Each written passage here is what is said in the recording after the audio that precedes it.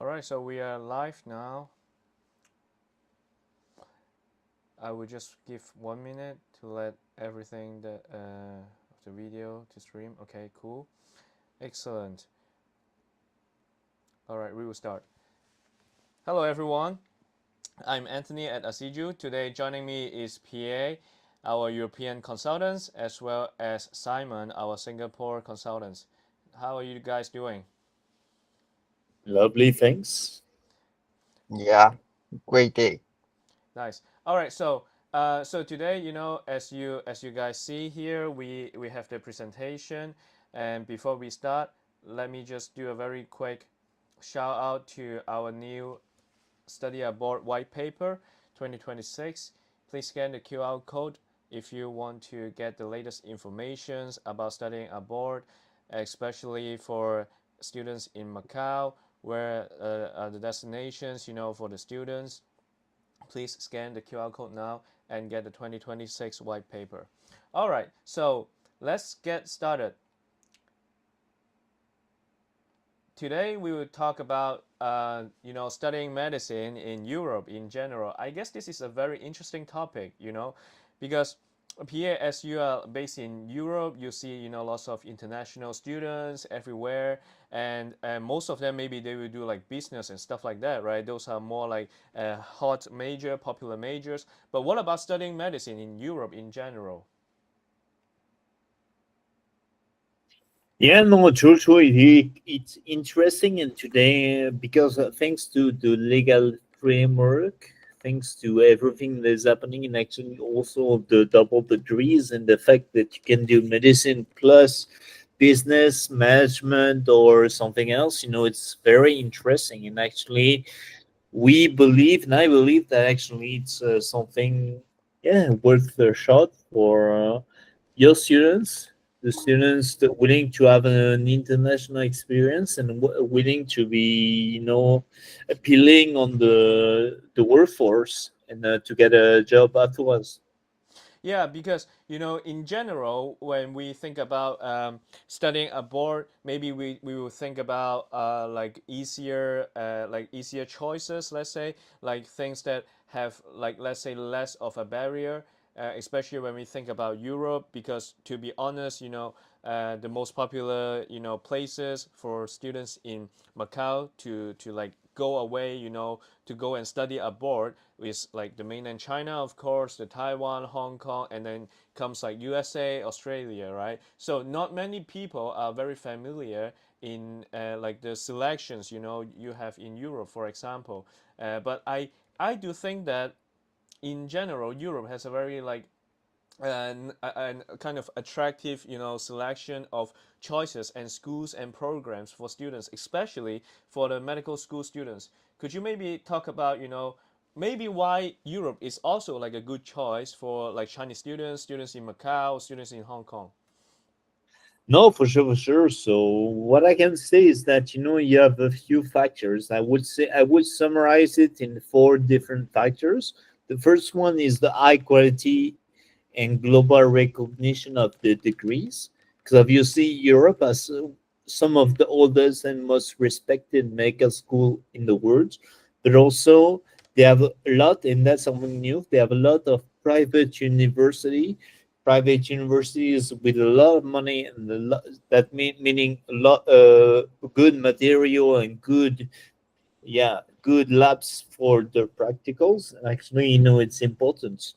So, for example, in Spain, you have universities like the Universidad Europea in Madrid and Valencia. You have the University of Navarra. You have the CU in Madrid or Valencia. And actually, you have also, well-known research and clinical training in those places, which is interesting.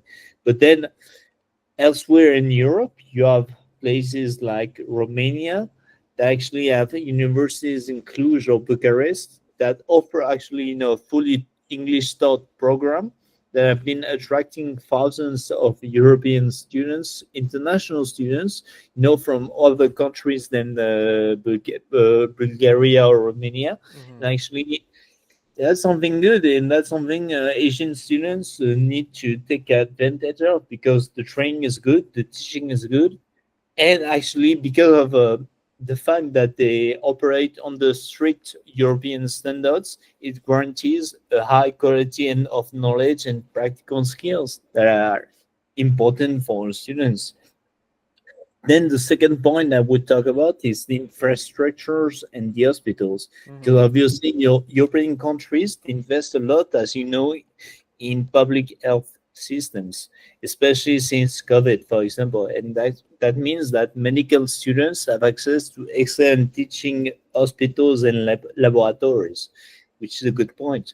Actually, for clinical training, it's not something that it's something that is important. Actually, it's very important to have a good place where you can study theory, but also a good place where you can practice. Actually, Europe is the place to be and less expensive than the US, for example.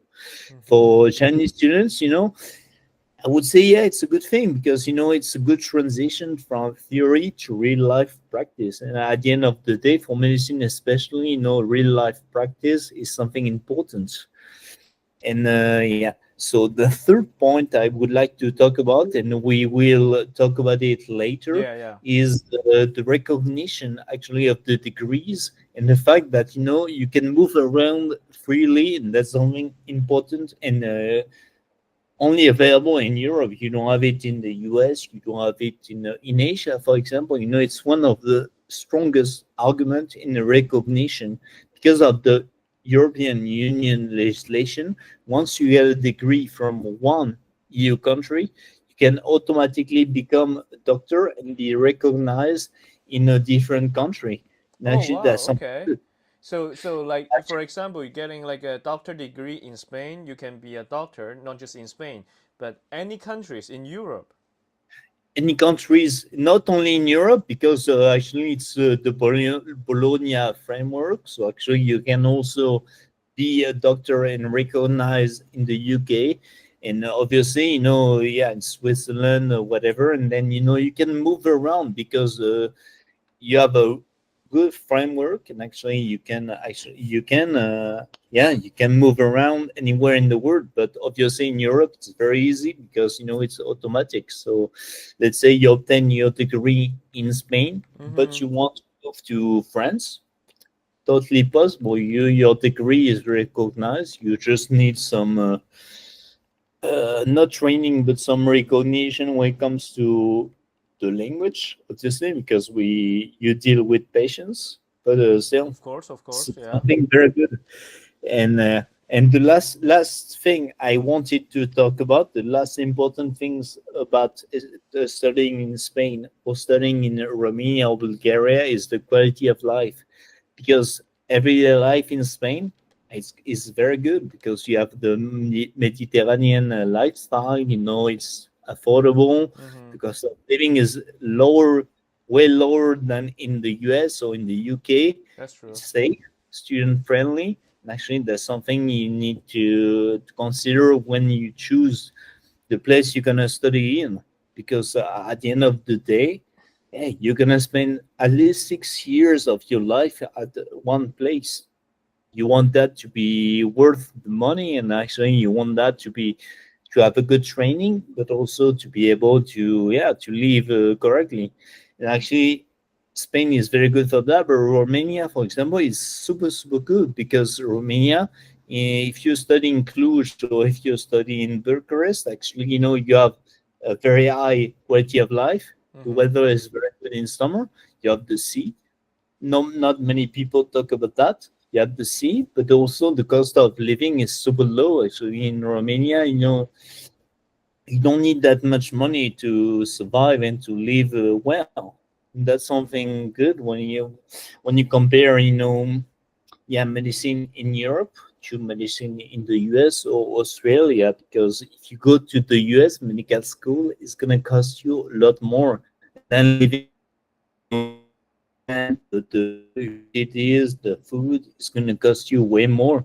And actually, because the quality education and the affordable life is here in Europe, makes it very attractive. Well, actually, that sounds like a very good deal for especially Chinese parents, they view like being a doctor, being a lawyer as some very glorious and very proud of the kids if they can be a doctor, right? And usually this is like a dream to them, or like an offer to them that is too heavy, so heavy to afford, because it means long years in the medical school, as well as basically not much of an income, right, for that many of years being in the medical school. And then the budget has to be very high. But from what you just said, Spain or Romania offers a very good deal, in the sense that the quality of life is good, but the cost of living is not huge or extremely high like New York. But after graduation, you still have this like doctor and medicine license that is well recognized in Europe. And I think this is not very well known. If I tell somebody like that, it will be more like a secret. No, true. It's like not many people know about the legal framework, and I don't blame you guys for not knowing it. But basically, in Europe, that's what makes it special. You have the Bologna process, What is but that? also Yeah, you please have tell us more Erasmus. about it.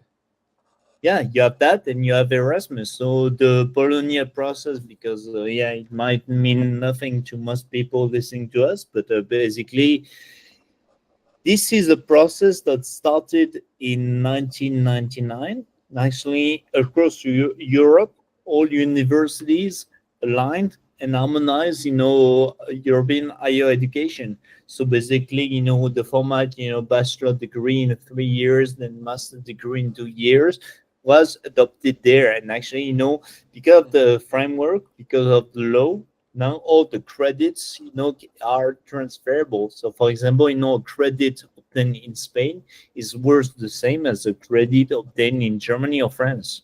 So actually, it offers insurance, because at some point, what you do in maybe in a country that is less known, and because for example, Romania is not something that you would think about first, when you think about higher education.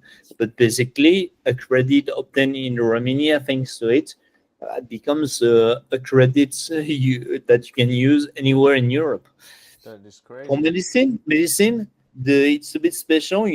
They chose also in Bologna, and it was put into law not to follow the same framework, because the bachelor 3 years and then master's 2 years.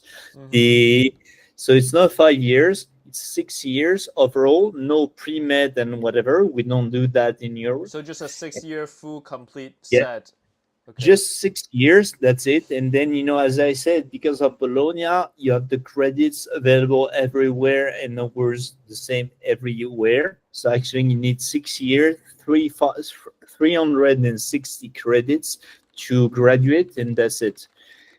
And so basically, if I have to speak practically, I would say that for students, it's a very concrete advantage, and it makes it possible, if you obtain, as I said, a degree in Spain or in Romania, to automatically be recognized anywhere else in Europe.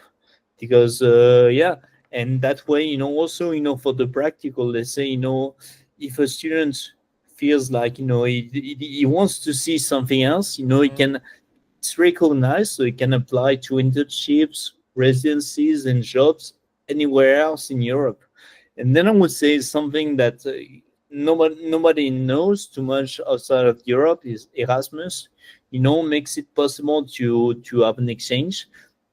And actually, the exchange is included, in the 6 years. So basically, thanks to the Bologna Agreement, everything is recognized anywhere in Europe. So basically, for 6 months, a student that is registered in Spain or Romania can do, part of the rotation, part of the clinical in France or in Germany or whatever. This rotation, I would say, is something great and something unique to Europe, and that should not be overlooked, because at some point, when you have students that want to move from China to Europe, they want to have an international experience, and actually studying in Europe offers that, because during your studies, even though you're not wasting your time, you can change. For example, for 6 months, 1 year, you can be like, I want to see France or whatever. You can see France, and you're not going to be wasting a year. Well, that is included in the whole 6 years package, not just for good sure, quality because of you have life, recognition, but all of so that. yeah. Wow. Okay, and so this like Erasmus as well as the Bologna Agreement, for those who didn't know, is the European Higher Education Area. So it's like a short form here in the presentation, EHEA. So it's like I think it is something kind of recently new since the 1999. So it's not like like 100 years. So very interesting framework, and I think this is very opportunistic, for students and parents when they plan they're like studying abroad as well as being a doctor, because oftentimes the top medical school is just too competitive, like the top 10%, and like people are just having this mindset of like make it or break it, like go big or go home. Like either I make it to the medical school in, let's say, Hong Kong University, or the medical school in the national Taiwan University, and if I couldn't make it, then okay, I would just study something else. Like being a doctor is not for me. I'm just not cut for that. So I think this is a very good, a very, very good and also like inspiring, motivating option for students, just as a plan B even, right? Like as a plan B, like, okay, try your plan A, get your top 10%, try if you can make it or not. If not, but if you still want to be a doctor, then consider this, doctor degree in the EU, basically. Actually, I would say, first of all, this line of reasoning, this plan B thing you explained, that's the way it has been in Europe for years, actually. People, because, the Even public. the Europeans themselves, you mean? Yeah, but actually, yeah, Europeans do that. For example, the public way of becoming a doctor in France or in Germany is very tough, very competitive. So actually, some people don't succeed, and actually they go to Spain, they go to Romania, and actually the benefit from that, they go to Hungary, for example, and it's fully private, so not as competitive, but the same teaching even better, because since everybody has to pay, it's not, you're not gonna practice on on wood, or no, you're gonna practice on the best material, the most modern things. And I think that's what Sure. Europeans have been doing. So I don't see why some people outside of Europe could not benefit from it. Okay, so tell us more. Is it that kind of simple, or is there some like hidden fine text, such as for languages you have to speak the language in the country in order to be enrolled in the medical school? Okay, so it's very interesting. That's why I wanted to present two case scenarios, two countries, and we can discuss about specificities even more afterwards. But as you said, you have some restrictions, but very low, because it makes sense. If you study medicine, you're gonna cure people. So hey, you need to talk to patients, and obviously, people in Spain or people in Romania or people whatever you want in Europe, they don't speak English, so you have to do it in the language. But it's not that simple. First, I would speak about Spain. Okay. And we talk about Spain because Spain is a very nice environment. Plus, the thing you have in Spain is that you have good infrastructures, but also you have a lot of dual degrees that actually are very interesting. For example, if a student wants to become a doctor but specialize in sports, for example, they can do it in Spain, because, for example, Universidad Europea is a partner of Real Madrid, so actually the best sport club in the world. So actually you're gonna learn useful skills, maybe in Spanish, but you're gonna learn useful skills. And actually, I know many people that after that, they go to the US, They go to some countries in Asia, in a sports team. And actually, it's well recognized because, it's Real Madrid. It's not something... but the issue, I would say the issue is not too much of an issue, is that, in Spain, there is no fully English taught medicine program from the beginning. And that's you need to think about it. It's not too difficult.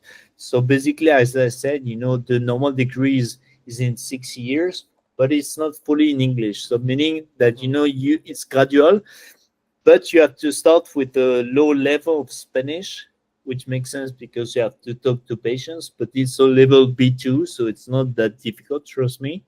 And the thing is, but you can have in the first, second years, you're gonna have, most of the classes in English, so you will have time to gradually learn Spanish, practically on the spot. And trust me, it's not difficult.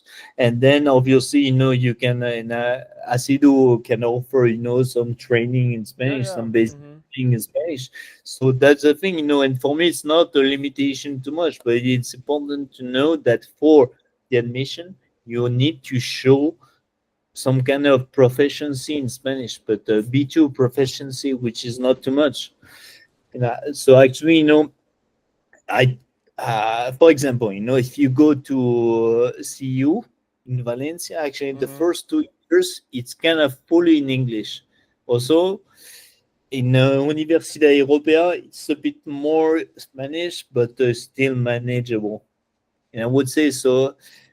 For most of them, B2 is a must. So B2 for Universidad Europea, for example, you need to have the B2 while applying. But once again, it's not difficult. For some others, you have to show B2 C1 level, when it comes to the practical stage. So actually after 3-4 years. So you see, you have time. It's not too difficult. And I would say in conclusion for Spain, it's a very good option, especially because, you have all the sports team, you have all the double degrees, meaning that, you can become a doctor, but also, do some management, on the side, do some biochemistry or whatever you want. And actually, it's good because that's one of the only countries that actually offer that in the world. So it's good. High quality education, obviously, but also, the possibility, it's not too close, so they offer the possibility to learn Spanish gradually, and then Spanish is not something that it's a waste of time, because you have South America. It's a nice language, and quite big. Yeah, kind of you will see that whole world. use it. So that's why. But then for some people, Spanish might be an issue. That's why I wanted to talk also about Romania. An option that is not as known as Spain, but actually, it's very good in my opinion. And actually, the situation in Romania is different. Like, the universities, for example, Cluj, Iași, or Bucharest, they offer fully in English, meaning that you have 6 years only in English. Obviously, when you get to the end, to graduate, you need to show a mastering of Romanian, but obviously, Romanian is not the easiest language on earth. Come on. No, it's not. It's not too difficult. But the thing is, still you have time. You have time. So you see, you can learn basically Romanian in 6 years. I've seen worse, and basically they don't ask anything. So basically, for the admission, they don't ask for the entry is direct. You will have a quiz. You will have an MCQ about chemistry, biology, or whatever, but nothing about language. So you just have to show proficiency in English, actually, because the teaching is going to be in English, and the practicals until let's say 5th or 6th year is going to be fully in English. So basically, you would need to show a good score at the TOEFL, at the ELTS, but nothing in Romanian. So actually, this pass is interesting for the Chinese students, for example. They want to start right away. They don't want to do a med prep like in the US. They want to start immediately, and with the Romania, they can start right away. They just have to think about the training for the MCQ, for the test in biology, chemistry, whatever, but nothing else. Mm-hmm. That's very interesting because the whole 6 years, as you just kind of like described, the first you like kind of foundational studies, the theoretical studies, they are all taught in English, but only like the clinical part that has to that requires the native languages that is used in the country. So I mean that makes sense too because for like clinical services, clinical like clinical clinical services for like patients, I think you really need to speak their native language. So to kind of like summarize what you said just now is that for Spanish, the medicine degree, at some point you still need to get a B2 degree, or it would be very beneficial if you already got this B2 degree in the beginning, right? For some universities, like the Universidad Europea, the one partnering with Real Madrid, you need a B2 starting. Okay. For CU or the University of Navarra, actually it takes a while more. Actually, you don't need to show it at the entry at the beginning, but after 3-4 years, when the practical starts, they will ask you.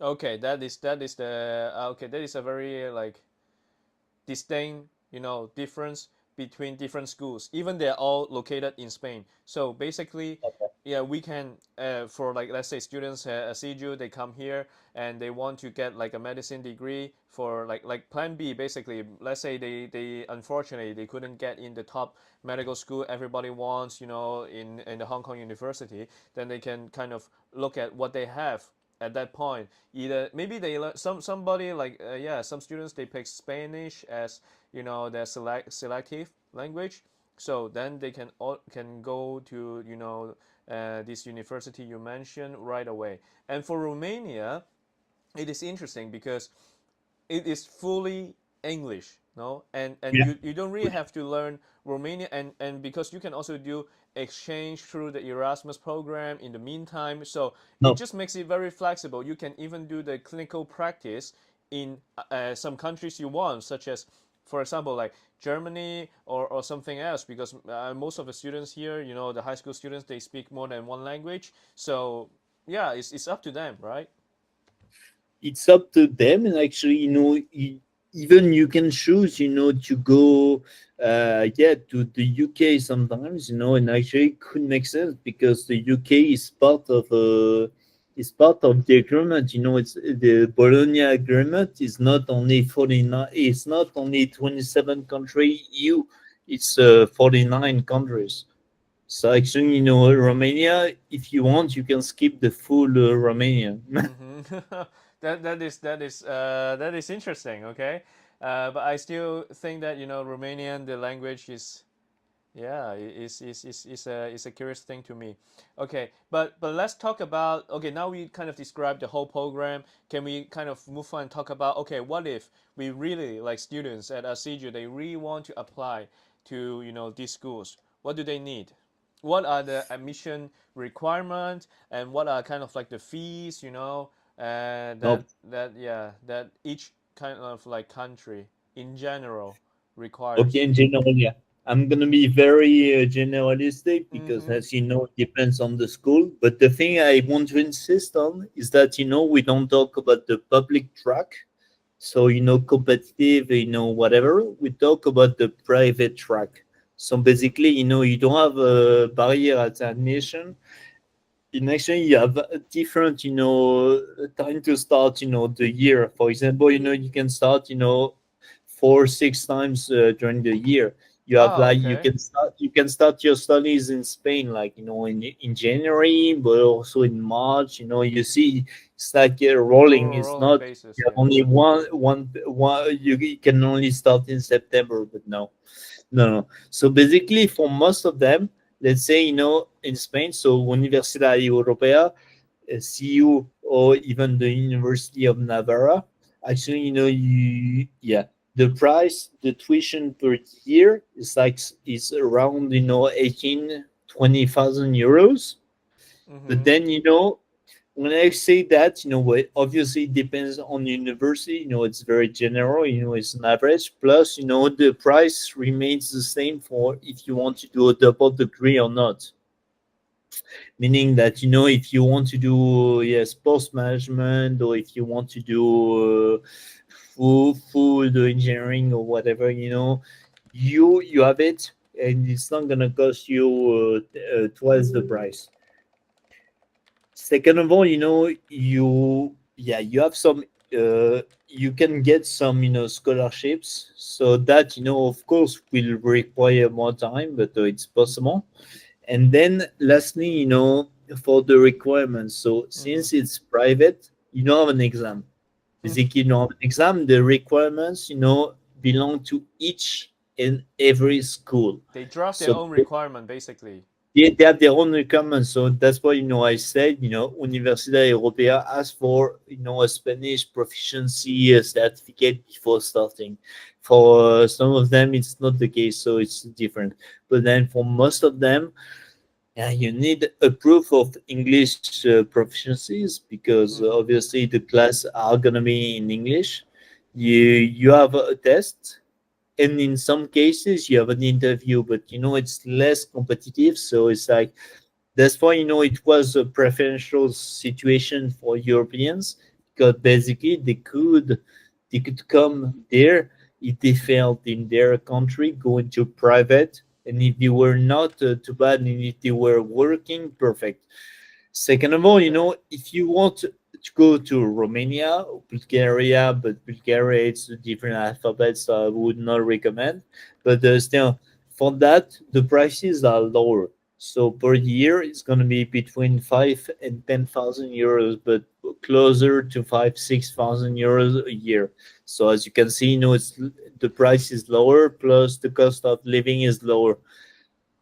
You have some drawbacks. For example, if someone wants to do something more technical, a mix between medicine and biochemistry, mix between medicine and sports, whatsoever, basically, you need it's not that easy. But then, if I have to talk about the requirements, so in Romania, it's simple. You need to show high school grades, and you have some kind of an exam, at the entry exam with biology, chemistry, or whatever. But then, you can easily train on these things, through the last year's exam, for example.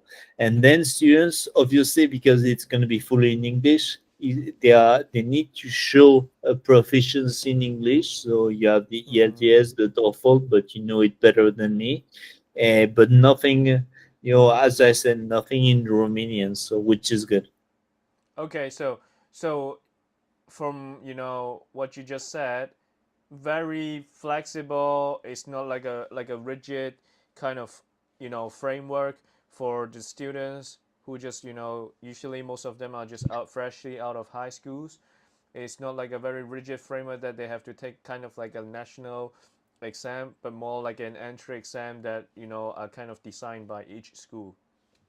Yeah, so for that you can train for sure, so it's not that big. I would say, you don't have to train for 1 year for the exam. You can train for a few weeks, a few months. If you do it well, no issue with that.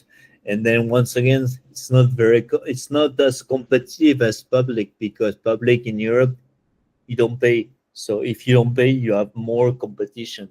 But in private, since you pay, there is little competition, Yeah, actually. and as you mentioned, like the cost is 5,000 to 7,500 euros per year. I mean, this is not like astronomical figures, for parents or students in terms of their budgeting, because usually in their budgeting it's more like 100K or like millions in terms of Hong Kong dollars. So yeah, if if they know there are these kind of like plan B or like alternative options to get like a medicine degree to continue their dream to be a doctor at actually like a discount rate, that would be very encouraging, because because most of the students that are looking for this kind of like alternative pathways, they already have the knowledge, it's just due to many factors, or just like super high competition, that they got rejected by the schools, and No, suddenly for sure. they have nowhere to go. But it's not like they have never studied biology or chemistry at all. I'm pretty sure No, 80% for of sure. them, they can pass the entrance exam at this medical school in Romania or Spain easily. Oh, for sure, for sure. Honestly, Anthony, as I said, it would not take much time. So basically, me at the moment, the students that could be interested, like, they could already sign up for the exams in Spain for the Universidad Europea to start in January. Even though we are in September, the exam Uh-huh. will take place in November and December. It's very simple, the process. Like you apply, you have the date, and that's it. So it's not rocket science, if I can say. That It's is not so rocket nice. science. Yeah, So imagine. it's so nice. Yeah, Spain please. is a bit more expensive, but Spain, it's not basic medicine if you want to. And then you have more, money, and more, the structures are better. Not saying that Romania is bad, but still, No, it's, I mean that it's is it's good. different. It's even it depends also on the plan, on what you want to do. Because, for example, if the student wants to, specialize, I don't know, Hmm. like wants to go to basketball, wants to go to sports management or whatever, but still becoming a doctor, he can do so.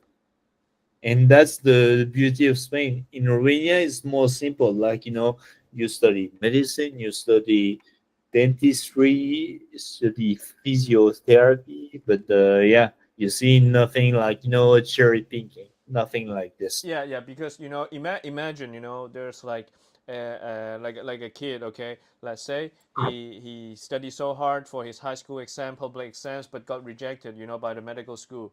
And like earlier this year, right, like March or April, when it's like the end of the school year, you start receiving decision letters from the universities, right?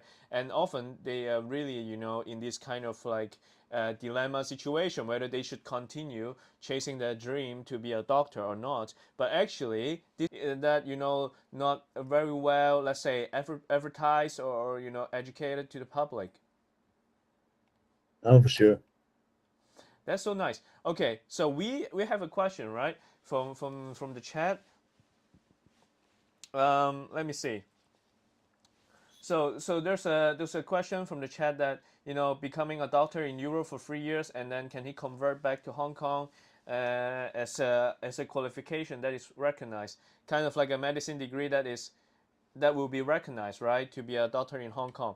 So before we jump into this question, maybe we can talk about the license. We know that the doctor license, medicine degree that you get in Spain is already well recognized in the EU through the Bologna Agreement. And what about coming back to Asia? For example, Yeah. students, they want to be a doctor in China, Hong Kong, Singapore, Macau. How does it actually work? The mechanics. Okay, so you have to think to come back to China, but it's very good if you have a degree in Europe, because the quality of teaching is well recognized, so it's not an issue. So you have two levels. First of all, you need to have your degree authenticated in China, but usually it takes something like 10 feet to 15 days. So nothing else. So basically, all Chinese students, all Asian students that actually go to Europe and want to return in China, for example, but it's the same in many countries. Mm-hmm. Basically, what they have to do is that they have to pay a little bit at the Ministry of Education, and then having your degree recognized. But it's something very simple. You go on the website of the CSCSE, and basically, yeah, you just put a screenshot of the degree or whatever, and they will take care of it. It takes 10 to 15 days, and basically they get into contact with the university. And since Europe is so, especially Spain is so big, Mm-hmm. it's never an issue. So actually, of course, you need your degree recognized, but it's not an issue. And yeah, and then I would say you have two things. First of all, if you want to become a doctor, so what you have to do is pass the medical national exam, the license exam in China. But basically, what you have to do, recognize your degree, and then you have an internship for 1 year in an hospital in China. And then after that, you can pass the exam. So you have all the time in the world, to train to Chinese, terms, Mandarin terms, Cantonese terms. Yeah. So it's not an issue. Plus, because of your degree, because degrees in Europe, the degrees in Spain are well known. Like they know that they've been trained on good machines and stuff like this. Actually, Okay. you get better chances at getting good hospitals, getting good practicals in China. So I would say it's very beneficial to be coming from Europe. And then obviously, if you've been you don't want to become a doctor, but you want to work on that field, for example, if you have been studying medicine, but also something like sports management, physiotherapy, or whatever in Spain, you see that you just need your degree to be recognized, and then you go to a sports team in China, whatever. You don't need you don't need a license, like to become someone that tells the athlete what to eat. You don't need a license. You don't need a license for that. And actually, the fact that you would have been trained in Spain at the Real Madrid, for example, works for yourself. So actually, it's very beneficial.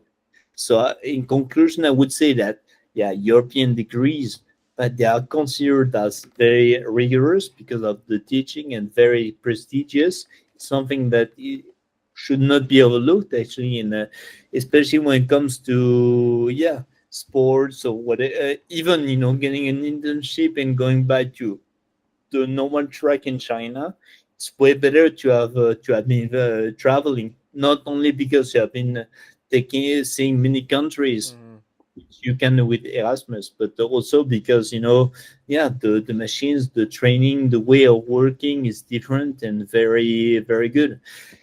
So I would say that for graduate students, doing that, it's a lovely thing. It's a lovely thing because you get out of the competitive medical environment in China, in Hong Kong, and or Singapore.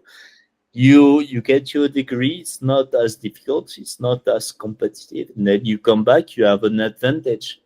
You have an advantage because you have so many things. You have an experience. You have an international, intercultural experience. Actually, treating people, speaking different languages and whatever, and not only in English, but you also have, strong English skills, which makes it increasingly valuable in the world we are living in. So actually, it's that's why I would say it's a very good option, even as a plan B, as you said, but also as a plan A, because it gives you flexibility in the globalized economy, in the globalized world. And actually, I would say for the expertise and for students, it's lovely. That is very lovely to hear, and also I'm quite convinced that to be a plan A as well. Just it's not even a casual thing. I think the international experience, also the professional training is what is on the table, for this kind of medical degree, doctor license degree in Spain and in Romania. And so to summarize, basically, you just need to have this degree recognition, authentication, and the second thing is to pass an exam, and then they can do this kind of transferable. And basically, after that, the student can be a doctor in China, can be a doctor in Europe, in whatever countries he likes, she likes, Whatever. And actually, you would get, quality education, which is valuable, because at some point, obviously, in the future, when you say I'm a doctor, I've been working with athletes, I've been working with the high level, machinery and recognized people. Obviously, it's gonna count. Think about it, like someone that never left, his hometown. It's not going to be seen the same as someone that would have been studying medicine in Europe and having such an international experience. Yeah, that would make be an upper hand at the end. At the end, yeah, it will be in the resume. It will be a basically a life decision on the CV. Yeah, that is very good. I mean, thank you for this kind of discussion. Let's move on to the Q&A, shall we? I mean, we have Simon here joining us. Simon is working in the marketing as well as the customer department of ASIDU. I mean, Simon, you have talked and deal with a lot of parents and students all the time. Yeah. You basically know, I would say this, the Asian parenting, Asian culture. What are their concerns, of such kind of program and degree, or this kind of offer on the table? I mean, I could it could make sense, I could understand that they could be, suspicious in the beginning. They would be like, okay, is it like that good of a deal, right? So please tell us maybe you have some questions already. Yeah, so my parents would think of their kid would get so far from their eyesight, especially in Europe, right? I mean, US, UK, they will have known the country already, but Europe, Spain, Bulgaria, they don't have a mindset inside that what is the school in Spain, Bulgaria? Do we need to speak Spanish? You Español mean the in culture, the lifestyle, and also yeah, like the safety, even, because we are not yeah, talking the UK, the Australia, maybe to them it's like, oh, this country sounds like they are not international. No offense to anybody. So what's your answer, Pierre, to this question? I would say it's even more secure, than the UK. Oh, It's really? just yeah, for sure. Right now, the UK I would not recommend. But still, no. The thing is, you have the good quality of life, as I said, but also, yeah, you have the good teaching, and it's not that difficult, honestly, if you know what you have to do and whatever. So basically, you need, obviously, I'm not gonna say send your kid right away to Spain, for example, but if we accompany them, you have a few things to do. For example, you need to be registered. You need to have maybe a phone number. Maybe you need to find a place to stay. So with all that, I'm pretty sure Anthony, you can take care of. And actually, it's not that difficult. I've been doing that, my whole life. Trust me, it's not that difficult. You just need someone that knows the system that actually can get you some things, but it's not that difficult. For example, for Spain, yeah, besides all the admission at the school, you would need, once you get that, you go to the government to apply for residency, and you get it. You Mm-hmm. get it. Mm-hmm. And then, when you're done, when you graduate, in Spain, you can stay for 1 year without doing anything, which is some kind of security as well, because obviously, yeah, the students, the parents might not know what to do from day one after the graduation with that kind of security, but they have it. And then, the thing is, in Spain, yeah, it's everything is easier. Plus, it's in Europe, and we have the Schengen agreement. So basically, if the student wants to go on holidays, I don't know, in Italy or in Greece, so Yeah. they can do it with no issue. You know, the only point is, first the admission at the school. You get the papers, and then you go to the government. It's not an issue, because you have the money. You have this. You're not going to be unemployed for 6 years in Spain, so they will never say no. And once you have that, and we will help. When it comes to housing, when it comes to phone, when it comes to everything, basically you don't have an issue, and then you're free to go wherever you want.